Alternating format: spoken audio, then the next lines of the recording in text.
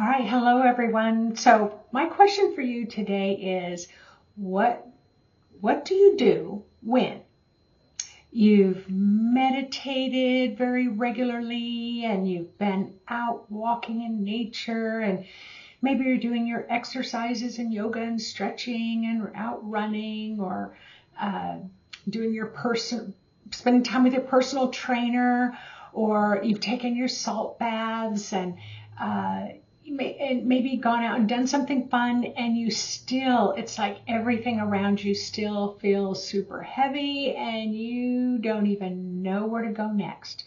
Well, my name is Nancy Rebecca. If you're new to my channel, I've been talking about the aspects of the human energy field and what impacts you, what's going on inside. We all kind of do that personal process where we're kind of checking into what's going on. We know kind of that our history maybe, in the past and childhood could kind of stir things up and you feel not so very good.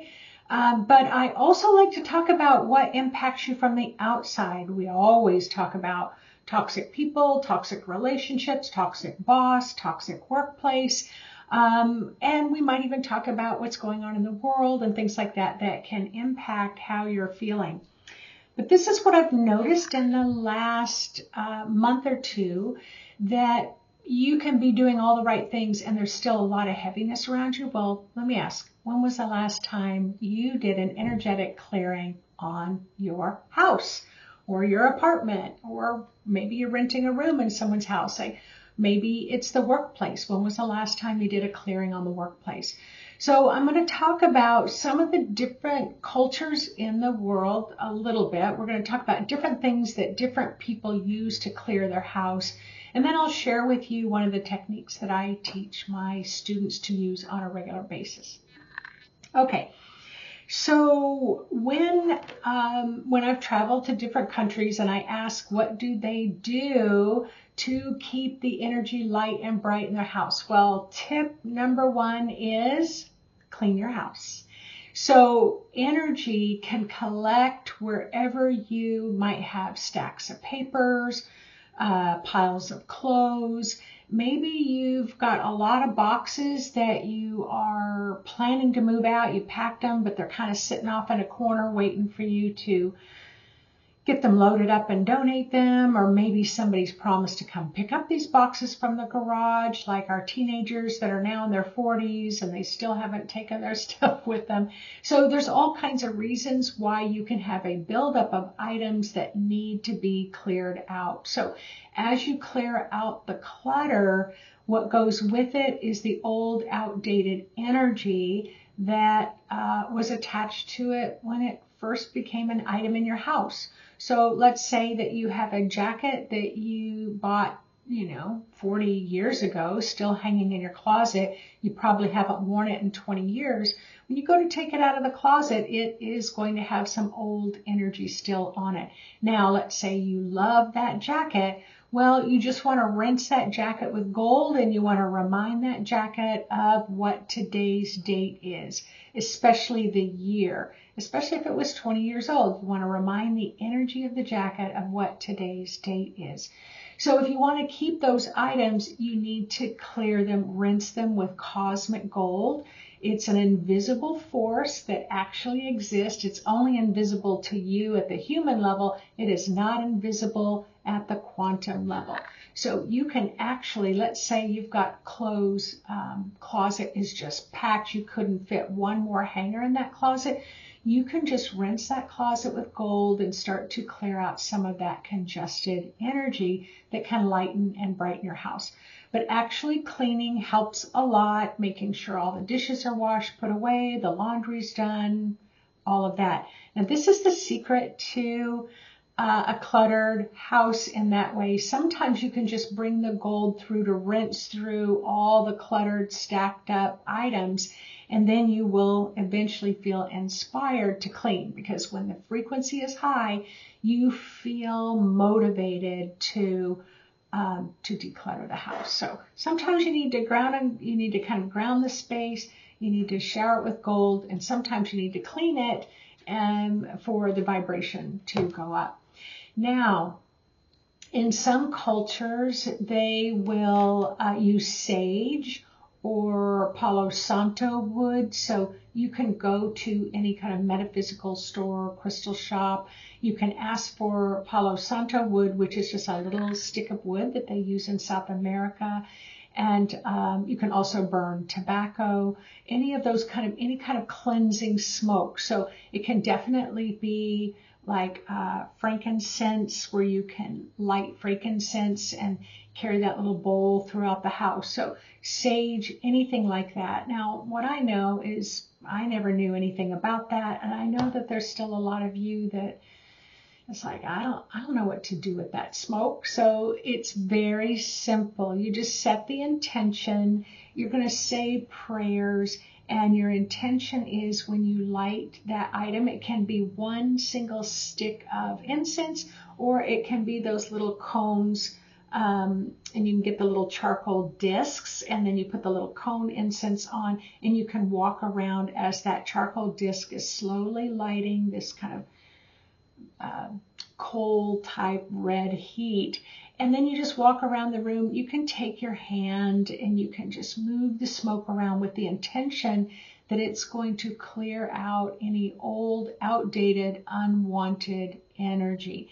You go from room to room, bathroom, kitchen, laundry room, and you just keep clearing with the smoke with the intention that it go to its highest vibrational frequency that is that can unburden the space for you. And so that can be really simple. You don't have to have special training for it. It's just have your intention and desire. There's another thing that can be used. You can get coarse salt, and you can get those bags of coarse salt. Sometimes I like to add a little bit of like lavender, or what's my favorite is patchouli, anything earthy I really love, sandalwood. You can get a few drops of essential oil that you can mix in there if you want. Sometimes you can mix in a little rosemary or whatever kind of cinnamon, anything that you want. You can put some dried rose petals in there, whatever you desire. But as you are mixing it and putting it together, then your intention is that it's going to be cleansing, clearing, repairing, or protective, that can block any kind of unwanted energies from coming in. And then often people will go around the whole outside of their house. So around the foundation, if you live in an apartment building, you can definitely walk around the outside of the apartment building, or you can put salt in little dishes around the room. What happens with salt is it gets that kind of energetic, what do I want to call, energetic aspects.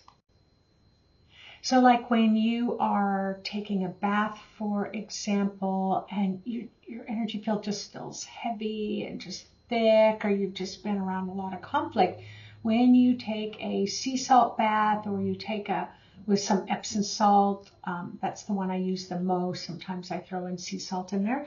It kind of ionizes. It's like it kind of starts breaking apart that thick, congested energy. So putting it around your house, or again, just above the doorways, can be really helpful for you. Some of the other things that I have read about and I've used with great success would be like putting bay leaf in, or putting little lavender leaves in, or lavender oil into a spray bottle, because I know some of you might live in places where you're not allowed to burn smoke, and you're not allowed to even light candles or incense. So you can just put things in a spray bottle, just like one bay leaf will do it, and a sprig of lavender if you want. And then you just go around and you mist the air in the congested areas, and you will find it's just like all of a sudden it just freshens everything around you. So you can use spray bottles for that. Sometimes people like to put crosses above their doorways all the way around. I know in Ireland they will use the St. Bridget's cross. And in Ireland, St. Bridget's cross, let's see if I can get this nice. So it's hand weaved, and often because she's a fire goddess, they will actually put these around their house and even up on the roof and things like that to protect their house from fire. So it can be a lot of fun for you to just do your own research as to all the different ways that people use to protect their home from unwanted energies, unwanted spirits. You can ask the ascended masters to come in and bless your home. You can ask for angels to surround your home and bless it. I often also like to put crystals around. So you can get a handful of those little quartz crystals at a crystal shop. And often you can get quite a few of them for like, I don't know, 10 cents a piece, 25 cents a piece. And you can either kind of put the crystals around your home, or I have mine kind of buried around the house. I like to put a little crystal at the base of all my plants, bushes, rose bushes, trees. And I just offer, it's like I offer a little crystal of light to the, to my yard and to my garden. And so I always imagine years from now, somebody coming and digging things up and finding all these little items around. And so that is another thing that you can do.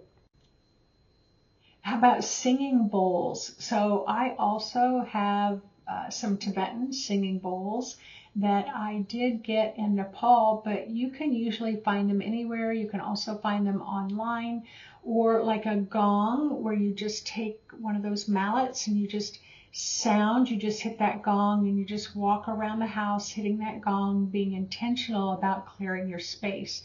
So what happens in the frequency of the gong as it goes out, any kind of heavy congested energy, it gets broken up by the sound frequencies. So as you're going around, you're just being very intentional that those sound frequencies are going to clear out your space and lighten it up. But let's say that you don't have a gong, you don't have a singing bowl or a crystal singing bowl. Just crank on some music, and it can be anywhere from heavy metal to symphony type music. You can dance around the house, and as you're doing that, you're just intending that your light, bright, jazzy energy is going to uplift and clear the space that you are in. There are some of my students that talk about, because they've been initiated in the Reiki tradition, so they will use Reiki symbols in their house.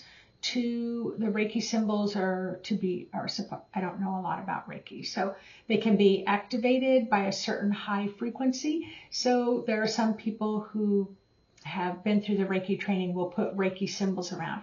The only thing that I recommend about Reiki symbols is that you clear all the Reiki symbols out of the house and you refreshen them, ideally about once a month, but at least once every 3 months, about 4 times a year. So if you are one, what can happen with the Reiki symbol is if it's supposed to help clear energy, there's a lot of congested, dense energy that can collect around it, and then it just needs to be washed, very similar to crystals.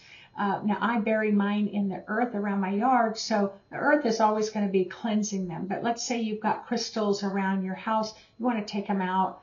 Some people say in the moonlight or the sunlight. To me, I don't think there's really any hardcore, rigid rules around it. I think just your intention is really important. And intention means you have a thought. So the thought could be, I want these crystals to be cleansed and ready to go and supercharged again. And you can even do that with your own energy by rinsing them with this golden frequency, or maybe you're called to use blue or silver.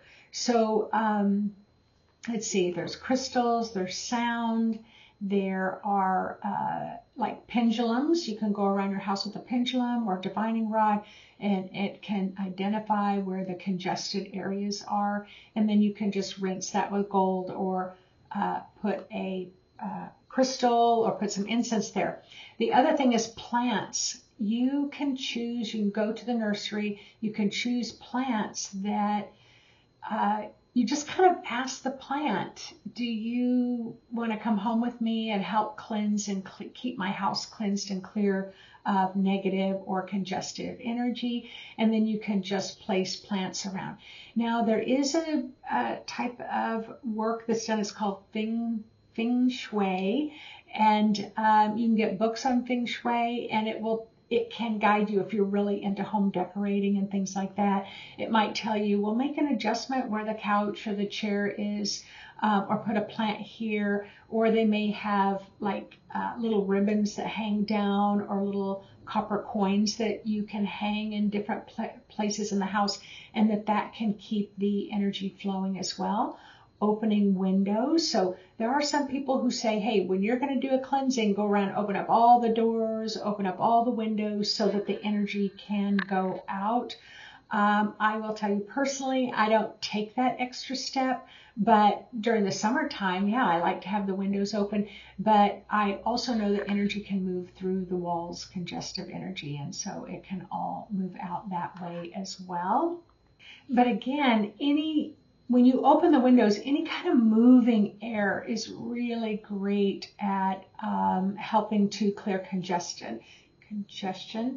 We have those humidifiers, or you'll have those that you can put essential oils in that kind of put that moisture in the air, and that can help any dense, heavy energy gets kind of carried down and washed away by those humidifiers. Flowers, so you can see I tend to use a lot of roses. I'm always placing fresh flowers around I have a lot of fresh flowers in my yard, so we'll bring those in and place them in different places in the home. And it's interesting, like if you come into my home and you're sensitive to energy, or if I came into your home sensitive to energy, I'm going to be able to tell where most of your family will gather. So like mine would be in my kitchen. I do have a room upstairs that I spend time in. And those areas, wherever I spend a lot of time in, it tends to update and upgrade the energy frequency a lot. But I definitely have like a guest room in my house. I rarely ever go in there unless a guest is coming. So when you're not humanly moving in and out of those rooms, they can tend to get heavy, old, outdated, dense energy. And again, this isn't frightening energy. It's not negative energy. It's not evil energy.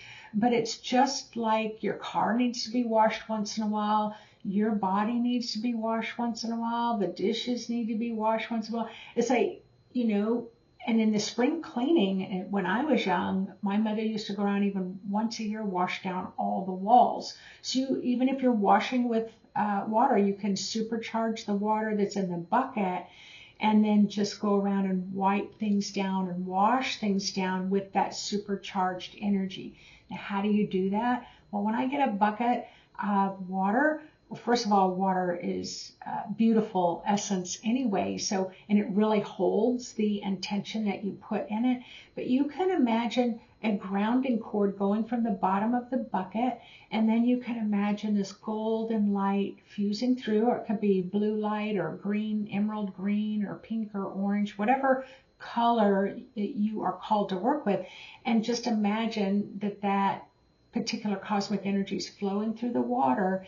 It's going to supercharge the water so that whatever you're washing it with takes on that charge or that intention. It can be love. It's like, okay, I'm going to wash down all the walls and supercharge the walls with the frequency of love. So again, I hope that you are hearing me, that you don't have to do things perfectly.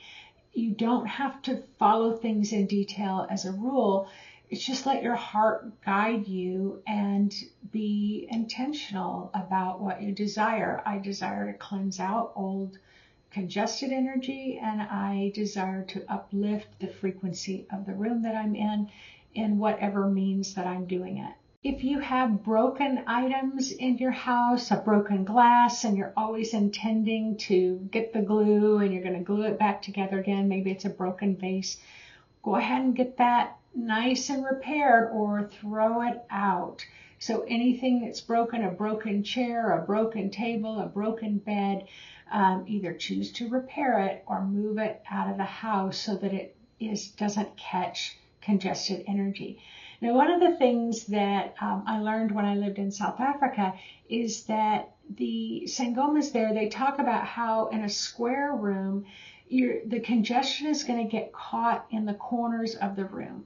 So when I'm clearing the corners of my room, I pretend and imagine that the corner of the room has a grounding cord going to the center of the earth, and then I'm just going to run some golden healing energy through it to clear the congestion out of the corners. But they explained to me that's why they have round huts, is so that any energy that comes in is just going to go around and out again. So sometimes people will put like little hanging mirrors or chimes, little bells in the corners to help keep the corners of the room nice and clear. But what do I do and what do I teach in my program? So I'm just going to give you just a little sampler that anybody can do. Anybody can do this. So what I do, let's say that I'm sitting in my living room.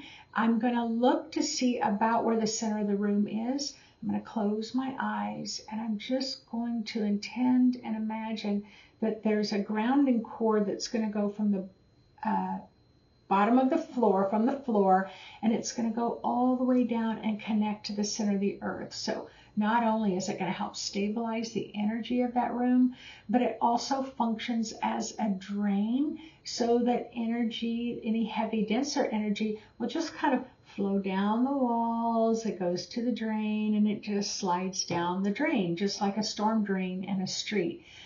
It's going to flow down the drain so it doesn't overwhelm the streets with a lot of water. It's just like when you ground personally at the human level, helps you to release so you're not overwhelmed with emotions. But what I do is I ground the room, I gold the room, meaning I bring in a lot of gold cosmic energy to flow down through the living room, and I remind the living room of what today's date is. My house was built 130 years ago, and it took me a couple of years to, every time I would remind the room of what today's date is, or I'd ask what the date is of the room, and I might get 1910 or 1930 or 1898. So I would have to remind it of the current state. It took a while, like I said, a few years for it to be able to hold the current date. So if you live in an older home, even if it's built in the 1970s or the 1990s, you want to help the energy of the room remember what today's date is. And also, like I said, rinse that room with gold.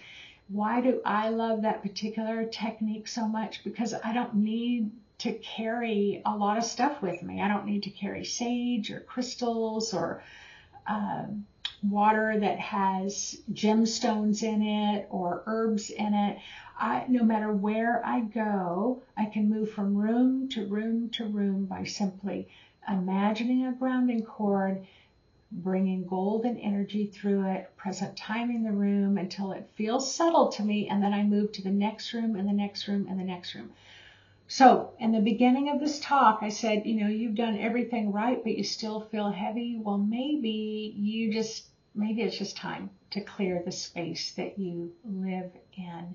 So I highly recommend that you do this once a month, but definitely no less than once every 3 months on a regular basis to keep your space nice and clear. Because there's a lot of people that live in my neighborhood that are unconscious about the energies that they are releasing. So again, you can be doing everything right, but you may just need to even extend it out to your neighborhoods. So I would love to hear from you what you do, if you'll put that in the comments section, so I'll come up with some more ideas for people. Or if you tried the grounding, golding, present timing technique that I just shared with you, let me know what your before and after results were. So again, that's what I'm finding recently, is that The world is a congested place to live in, and we can freshen everything up with just a little bit of intention and desire to uplift the frequency of all the environments that we're in. All right, everyone, take care, and I will see you on the next video. Bye-bye.